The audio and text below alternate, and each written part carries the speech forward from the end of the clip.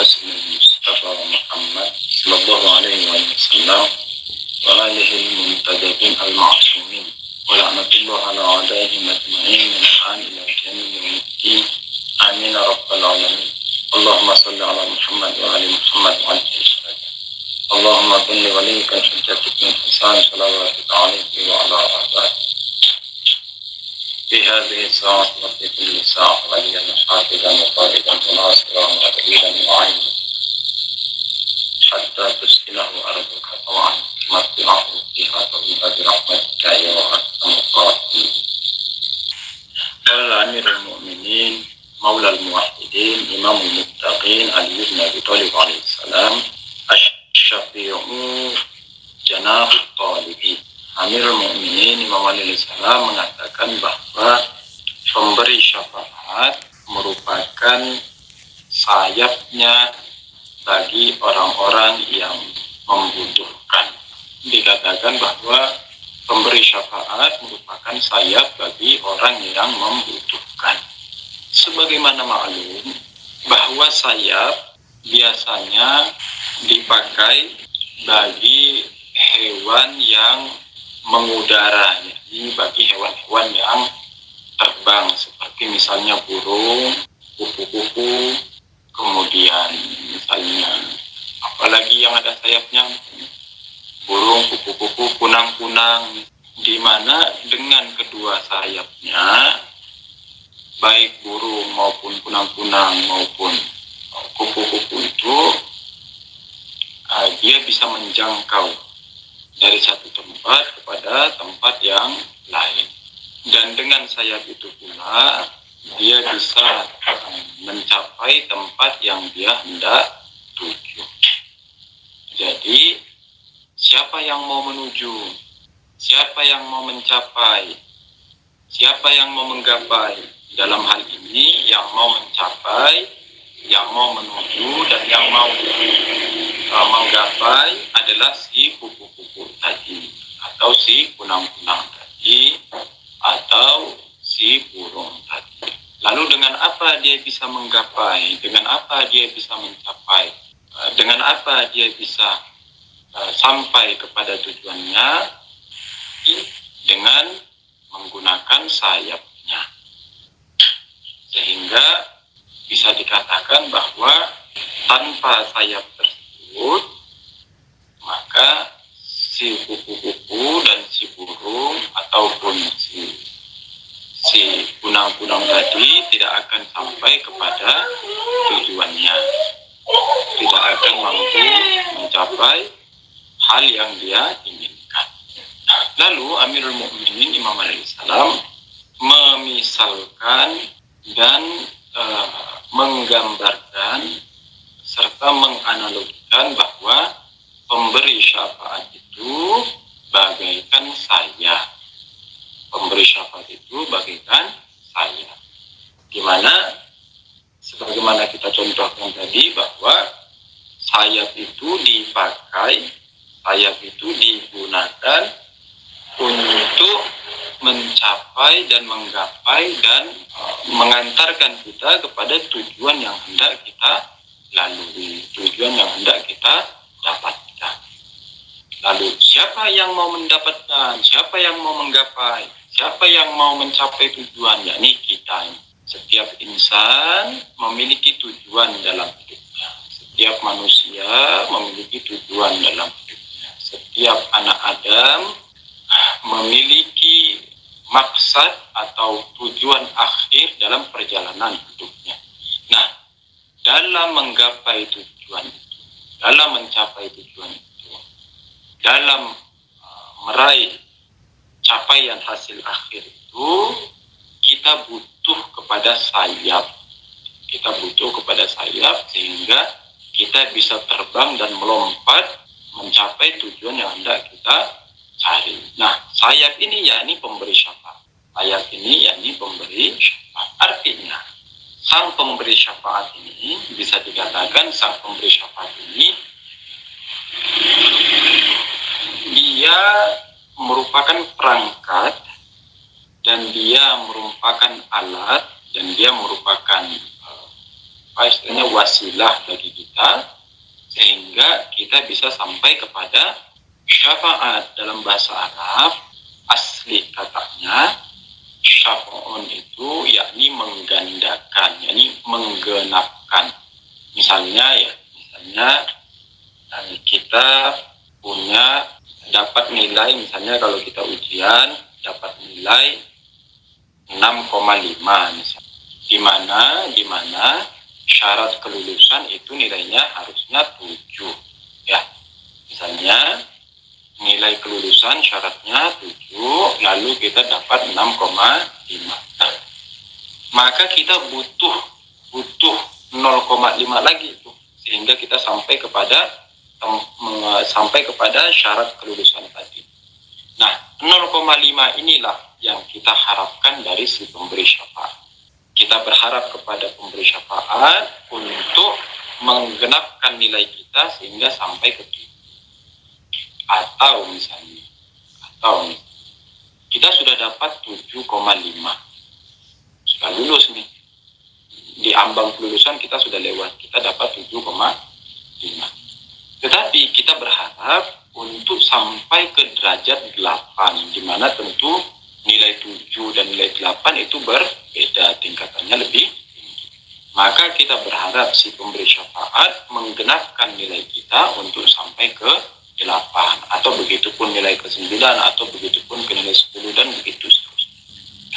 Ini maksud dari kata syafaat. Lalu siapa mereka ini? Kalau dikatakan bahwa pemberi syafaat itu adalah sayap bagi kita adalah orang yang mau mencapai tujuan. Lalu kita butuh kepada pemberi syafaat sehingga kita bisa terbang dan kita bisa sampai kepada tujuan kita. Lalu siapa mereka ini? Siapa pemberi syafaat? Siapa sayap-sayap kita ini? Maka mereka adalah insan-insan mulia. Mereka adalah insan-insan kamil. Mereka adalah para ma'asumin alaihimussalam, anbiya, aulia, syuhada, ulama. Mereka semua ini para pemberi syafaat. Dan tentu kita tidak sebagaimana yang dinisbatkan dan yang disematkan oleh orang-orang sebelah dengan mengatakan bahwa kita telah syirik. Tidak. Syafaat itu bukan kesyirikan. Karena syafaat itu sesungguhnya kita memohon kepada Allah melalui perantara si pemberi syafaat. Jadi tetap kita memohonnya kepada Allah Ta'ala. Karena dialah wujudnya segala wujud. Dialah cahayanya segala cahaya. Maka kita tetap bermohon kepada Allah Ta'ala. Namun kita tahu bahwa jika kita langsung meminta kepada Allah Ta'ala, dibandingkan kita melewati orang-orang terkasihnya, orang-orang tersayangnya, orang-orang yang dekat di sisinya, maka itu dua hal yang berbeda. Sebagaimana misalnya secara sahih, secara gamblang, kita mendapati kalau kita langsung mau minta kepada manajer, minta hadiah ke manajer perusahaan, di mana kita posisinya masih di bawah, mungkin akan dikasih. Dan kalaupun dikasih, mungkin hadiahnya tidak seberapa. Tetapi ketika kita melewati wasilah, ketika kita melewati satu perantara, di mana perantara ini adalah orang tersayangnya si manajer. Misalnya siapa? Misalnya kita lewat anaknya atau lewat istrinya. Nah, nanti istrinya yang bilang, Pak, kasih dong hadiah itu ke Yusuf. Atau anaknya yang bilang, Pak, tolong kasih dong hadiah itu ke Yusuf. Nah, tentu sang suami, istilahnya sang suami ini dengan melihat dan dengan memperhatikan orang terkasihnya, maka dia akan memberikan hadiah yang lebih besar kepada si Yusuf. Nah, ini cara kita memandang syafaat. Jadi bukan secara mandiri, bukan secara mustakil kita meminta kepada para anbiya, a'immah, alimussalam, kepada para wali, kepada para syuhada. Melainkan kita memandang mereka sebagai orang-orang terkasih dan orang-orang terdekat, di di sisi Allah. Ini hikmah yang ke-63. Hikmah yang ke-60. Qala Amirul Mukminin Ali al-Islam, ahlud dunya karoh bihim wa hum niyamun. Maulal Muwahhidin Ali bin Abi Thalib alaihissalam mengatakan, ahli dunia ini orang-orang yang tenggelam di dalam dunia, orang-orang yang sibuk dengan urusan dunia, orang-orang yang lalai dan luput dari urusan akhirat dan ilahiyah, orang-orang yang menyibukkan dirinya dengan problematika dunia. Mereka ini bagaikan satu karavan, bagaikan satu rombongan, bagaikan satu gerombolan yang sedang digiring dalam keadaan mereka tertidur. Jadi mereka ini bagaikan satu gerombolan, satu karavan, satu rombongan yang sedang digiring dalam keadaan mereka tidur. Apa maksudnya? Suatu ketika antum mungkin melakukan perjalanan, misalnya dalam satu rombongan. Anggaplah misalnya kita satu keluarga mau melakukan perjalanan dari Jakarta menuju Surabaya. Dari Jakarta mau menuju ke Surabaya. Jadi ada namanya mabda dan ada namanya maqsad. Ada namanya tempat awal dan ada namanya tujuan. Ada tempat pemberangkatan, ada tempat kedatangan. Ada tempat keberangkatan, ada tempat tujuan. Oke, jadi keberangkatan kita dari Jakarta kita ke Surabaya. Anggap kita satu keluarga di dalam satu mobil. Lalu sejak awal dari berangkatnya kita dari Jakarta, satu rombongan ini tidur semua. Satu rombongan ini tidur semua sampai begitu kita tiba di Surabaya baru terbangun. Jadi begitu kita sudah sampai di Surabaya baru terbangun. Ternyata sudah sampai nih. Wah, sudah sampai di Surabaya. Kan begitu. Wah, sudah sampai di Surabaya. Apa yang terjadi? Apa yang terjadi selama perjalanan? Tidak ada apa-apa.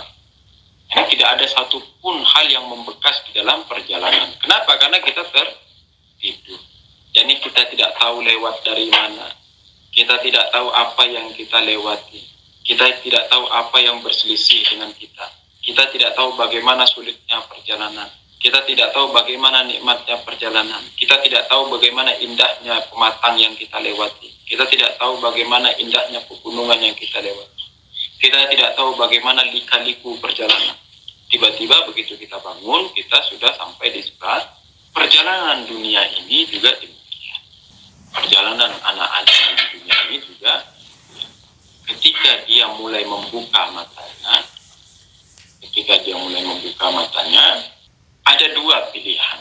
Jadi ketika anak Adam itu terlahir, yakni ketika dia mulai membuka matanya, terlahir ke dunia, ada dua pilihan. Apakah dia memilih terbangun dan terjaga, atau dia memilih tertidur? Jadi apakah dia memilih terjaga, atau dia memilih tertidur? Kalau dia memilih tertidur, maka ketika sampai kepada tujuannya nanti di mana itu? Pintu akhir, pintu tol terakhirnya di mana? Pintu tol terakhirnya perjalanan dunia ini. Pintu tol terakhir perjalanan dunia di mana nih? Di kematian. Di kematian. Pintu tol terakhir itu di kematian. Akhirat itu kita sudah masuk rumah, istilahnya sudah makan bakso, sudah disediain rawon dan sebagainya kan ya. Jadi pintu tol terakhir itu di kematian. Jadi anak Adam ketika dia terlahir, matanya terbuka, dia punya dua pilihan. Apakah dia memilih untuk terjaga atau dia memilih untuk tertidur pulas? Jika dia memilih untuk tertidur pulas, maka ketika tiba di pintu tol terakhir, Mau tidak mau dia pasti terbangun. Mau tidak mau dia pasti terbangun dan terhentak. Ternyata sudah sampai. Saya sudah masuk pintu tol terakhir. Ini sudah pintu terakhir. Saya akan masuk ke dalam, istilahnya ke dalam dunia lain. Di situ baru dia terbangun. Di situ baru dia tersentak. Di situ baru dia tersadar. Di situ baru dia ngeh. Di situ baru dia terhenyak. Kenapa? Karena selama perjalanan dia tertidur pulas. Namun bagi orang-orang yang memilih untuk terjaga dalam hidup, maka begitu kematian datang, dia tidak akan merasa kacau, dia tidak akan merasa tersentak, dia tidak akan merasa terhenyak, dia tidak akan merasa gegap, galau dan sebagainya. Tidak, dia tidak akan merasa terkejut. Tidak. Kenapa? Karena selama perjalanan dia sudah mengikuti dan melewati lika-likunya, dan dia tahu apa yang akan ditemukan nanti. Dia tahu bahwa jauh sebelum sampai di pintu tol terakhir itu, dia sudah tahu bahwa akan menemui pintu tol terakhir itu. Bahkan gerbangnya itu dia sudah melihat. Sebelum sampai dia sudah melihat gerbang pintu tol terakhir. Jadi tidak ada ketakjuban, tidak ada kekhawatiran, tidak ada ketakutan, tidak ada keterhenyakan di dalam kematian.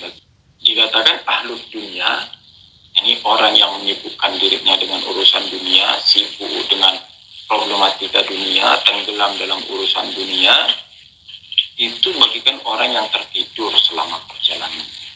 Di mana nanti ketika mati baru terhenyak, ketika mati baru tersadar, ternyata selama ini saya tidak sadar apa-apa, ternyata selama ini saya tidak tahu apa-apa, ternyata selama ini saya tidur pulas, ternyata ada dunia asli yang harus saya temukan, ternyata ada dunia asli yang harus saya jalani, ternyata harus ada dunia asli yang saya harus bertanggungjawabkan. Namun bagi orang-orang yang terjaga, bagi orang-orang yang sadar, bagi orang-orang yang menghitung dirinya, maka bukan suatu kekhawatiran dalam kematian. Karena dia sudah tahu, ya, kalau mati saya akan menemukan hal ini. Kan. Namun perlu difahami bahwa kematian baik bagi mukmin maupun bagi kafir itu mati. Jadi kematian mau itu bagi mukmin maupun bagi kafir itu suatu nikmat, dan kedua-duanya akan senang. Yang mukmin senang dengan kematian, yang kafir juga senang dengan kematian. Kenapa demikian? Bagi mukmin ketika mendapat kematian, dia bahagia karena mendapati hal-hal yang dia sudah jerih payah yang dia lakukan selama di dunia. Dia mendapatkan hasil dari istilahnya usaha dan kinerjanya selama di dunia.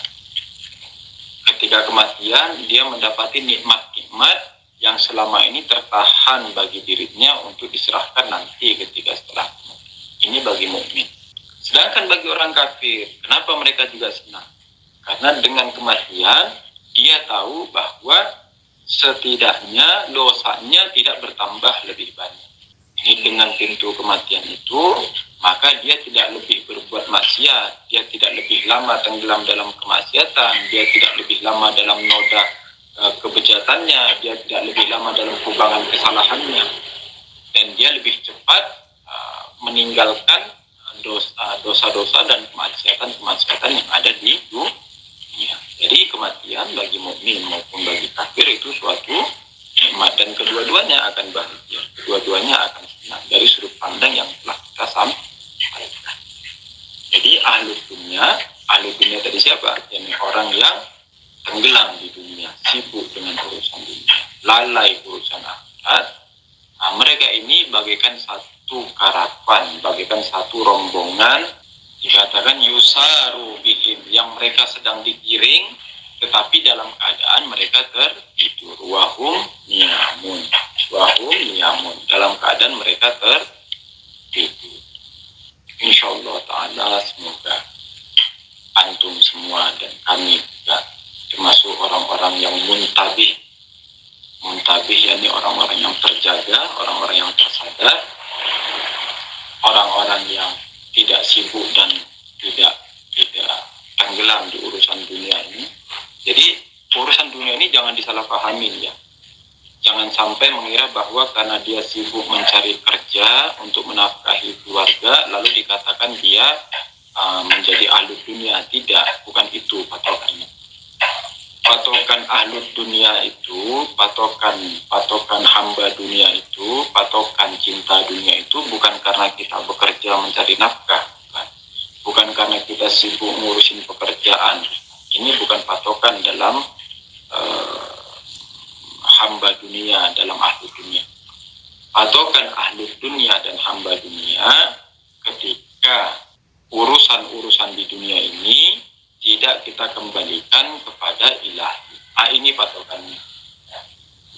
Jadi yang disebut ahli dunia, yang disebut hamba dunia, ketika segala urusan di dunia ini tidak kita arahkan untuk akhirat.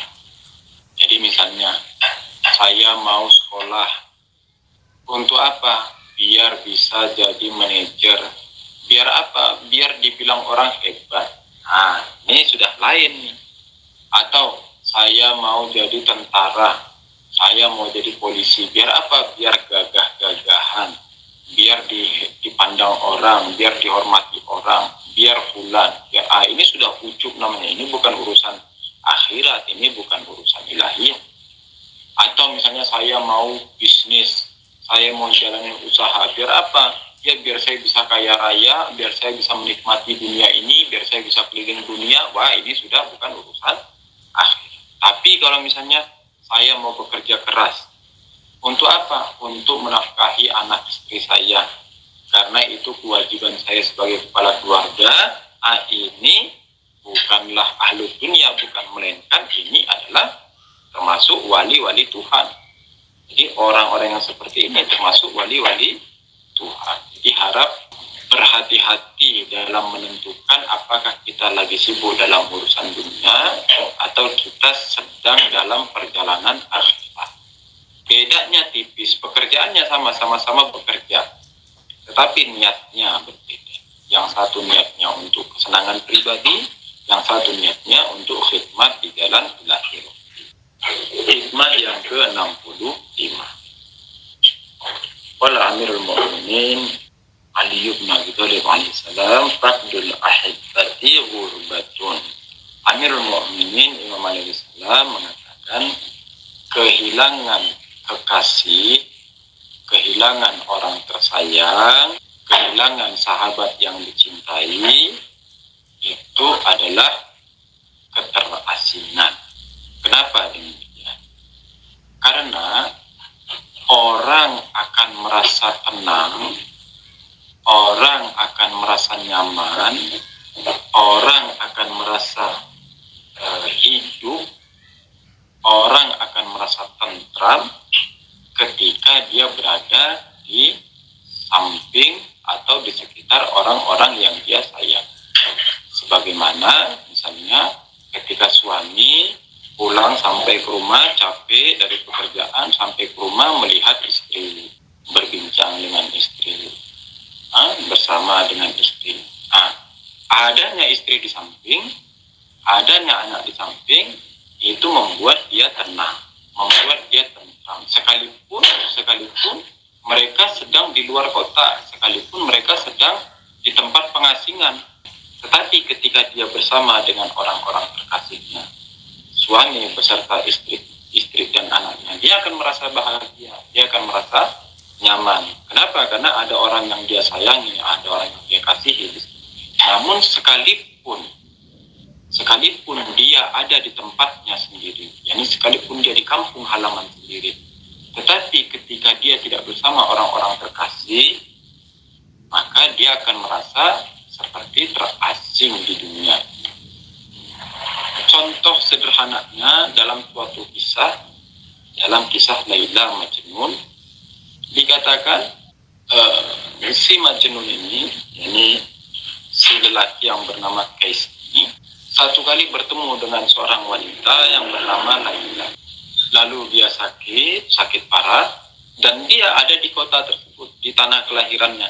ada ibunya malah di sampingnya, tapi sakit parah. Dan dia merasa terasing, dia merasa ini bukan daerah saya, ini bukan tempat saya bukan orang sini, saya sendiri di sini, saya terasing di sini. Lalu apa yang terjadi? Dia menapaki setapak demi setapak, jejak demi jejak, di mana bekas pijakan dan bekas injakan kaki Laila pernah di situ, maka dia mulai menelusuri tapak demi tapak, jejak demi jejak. Kenapa demikian? Karena dengan bersama Laila lah dia merasa tentram. Dengan bersama Laila lah dia merasa hidup. Dengan bersama Laila lah dia merasa bahwa dia tidak sedang sendiri. Di mana Laila di dalam kisah Irfan, Laila itu yakni tajalli Tuhan, yakni cahaya Tuhan. Maka kita juga dianjurkan untuk mencari tajalli Tuhan itu, dianjurkan untuk mencari wajah-wajah Tuhan itu, dianjurkan untuk mencari cahaya-cahaya Tuhan. Sampai dikatakan seorang guru Irfan, Ayatullah Qadhi Tabatabadi, guru Irfannya Allamah Tabatabadi mengatakan, seandainya kita menghabiskan setengah usia kita untuk mencari mursyid bagi kita, maka itu lebih berharga, maka itu lebih berharga. Maka betapa celakanya, betapa ruginya, betapa disayangkannya ketika kita berada di samping orang-orang yang menyayangi kita. Jadi kita berada di samping orang-orang yang menyayangi kita, tetapi kita merasa terasing. Ini betapa celakanya, betapa merugi, betapa istilahnya, betapa tak mengenalnya kita terhadap orang-orang yang mencintai kita. Jadi suami istri saling mencintai, saling menyayangi, ayah anak saling mencintai, saling menyayangi. Dalam urusan keluarga, namanya juga keluarga, beda-beda kepala, beda-beda pikiran. Kadang terjadi perselisihan. Yang satu bilang 1 tambah 1 2, yang satu bilang 2 tambah 2 4. Dua-duanya benar. 1 tambah 1 2, 2 tambah 2 4. Kan begitu. Tapi yang satu bilang saya maunya 1 tambah 1 2, yang satu bilang 2 tambah 2 maunya 4. Tidak harus berantem.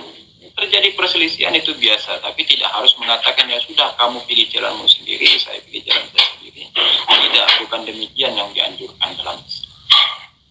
Melainkan apa? Melainkan ta'amul. Ta'amul yakni kita saling istilahnya bertukar pikiran, saling membahas, saling memaafkan, saling mencintai, sehingga kita merasa ada kehidupan. Jadi kehidupan itu akan terasa ketika kita bersama dengan orang-orang yang kita cintai, bersama dengan orang-orang yang kita sayang. Insya Allah kita bersama dengan orang-orang yang kita cintai dan juga bersama orang-orang yang mencintai kita, khususnya a'immah alaihimus salam, para aulia, para syuhada. Insya Allah kita cukupkan sampai di sini. Ini malam Jumat. Kita ajarkan kepada anak saudara kita, ayah, ibu yang telah mendahului kita, paman, bibi, adik, kakak, sanak famili, anak, cucu, dan sebagainya. Juga kepada saudara-saudara kita, mukminin, mukminat di mana saja berada, kaum mustada'afin, para guru-guru kita, ustaz-ustaz kita, khususnya marhum Makur, Ustaz Hasan Abu Ahmad, Ahlullah Mahkamah, dan juga untuk marhum Ustaz Husain Habsyi, marhum Ustaz Toha Musawwa, marhum Ustaz Ahmad Rusdi, marhum Ustaz Ridho Segaf di Pekalongan, Muhammad Ridho Segaf. Untuk marhum Kang Jalal, semoga Allah merahmati mereka semua, mensucikan ruh mereka dan menerangi kubur mereka semua, insyaallah. Dan juga untuk ulama-ulama kita, marojek kita yang telah mendahului kita, khususnya Imam Khomeini, kisah sepuh Ayatullah Bahjat, Allamah Samsudi Omli, Allamah Tabatabai, Allamah Ayatullah Hasan Ilahi Tabatabai, Allamah Syarani, Ayatullah Syahabadi, Ayatullah Ilaikum Syekhi, Ayatullah Qazi Tabatabai, Ayatullah Misbah Yasti, Ayatullah Mahdari Tani, Ayatullah Ibrahim Amini, dan juga ulama-ulama yang lain.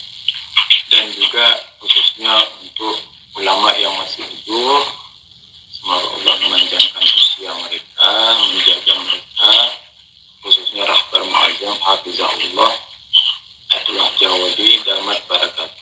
Dan juga untuk kezuhuran Imam Zaman Adilullah Fadil Syarif.